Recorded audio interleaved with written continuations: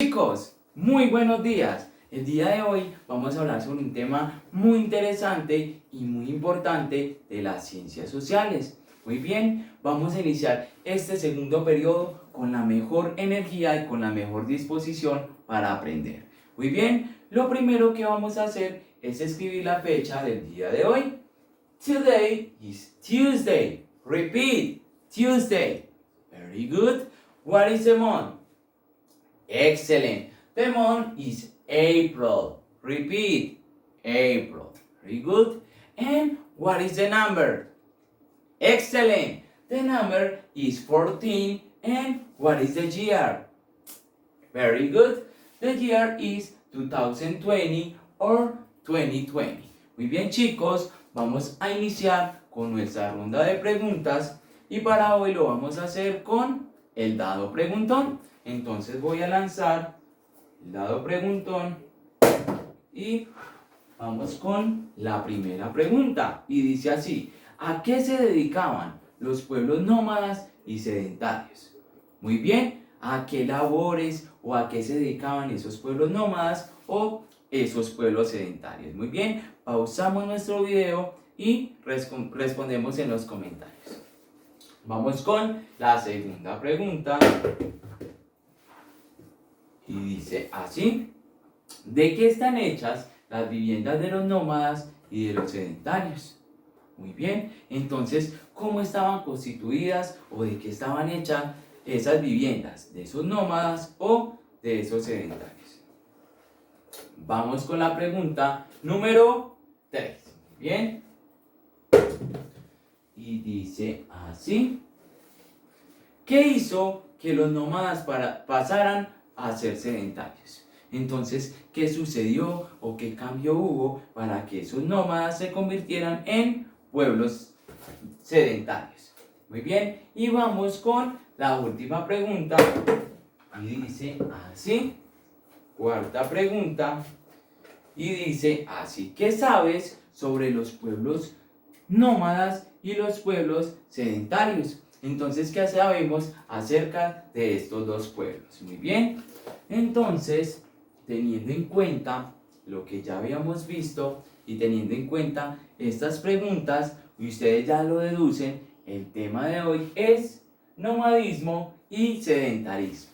Entonces, el objetivo de la clase de hoy es identificar las características y las diferencias más importantes entre los pueblos nómadas y los pueblos sedentarios. Muy bien, entonces vamos a iniciar con una pequeña explicación de lo que es el nomadismo y el sedentarismo. Resulta que el hombre tiene su origen hace muchísimos años atrás y el punto de origen o el lugar de origen fue África. Muy bien, teniendo en cuenta las necesidades que se le iban presentando y también las condiciones geográficas del lugar, el hombre tuvo que ir desplazándose por diferentes partes del mundo. En ese momento, los continentes en los que se podía recorrer o desplazar este hombre era el continente asiático y el continente europeo. Muy bien, entonces, como ya lo había dicho, se tenían en cuenta las necesidades de los seres humanos en ese momento. Entonces, si el ser humano no encontraba alimento en el lugar en donde estaba establecido, entonces, ¿qué tenía que hacer? Muy bien, recorrer o desplazarse por diferentes partes del mundo para poder encontrar su alimento. Y también teniendo en cuenta las condiciones geográficas, ya que en ese momento todo el tiempo y todo lo relacionado con el mundo eran etapas muy fuertes. Por ejemplo, una de las etapas que se vivió fue la etapa de la glaciación. Muy bien, entonces estos fenómenos naturales hicieron que el hombre también se desplazara por diferentes partes del mundo, ya que si ese frío podía hacer que se congelaran ciertos animales, se congelaban los cultivos y por ende el hombre podía morir.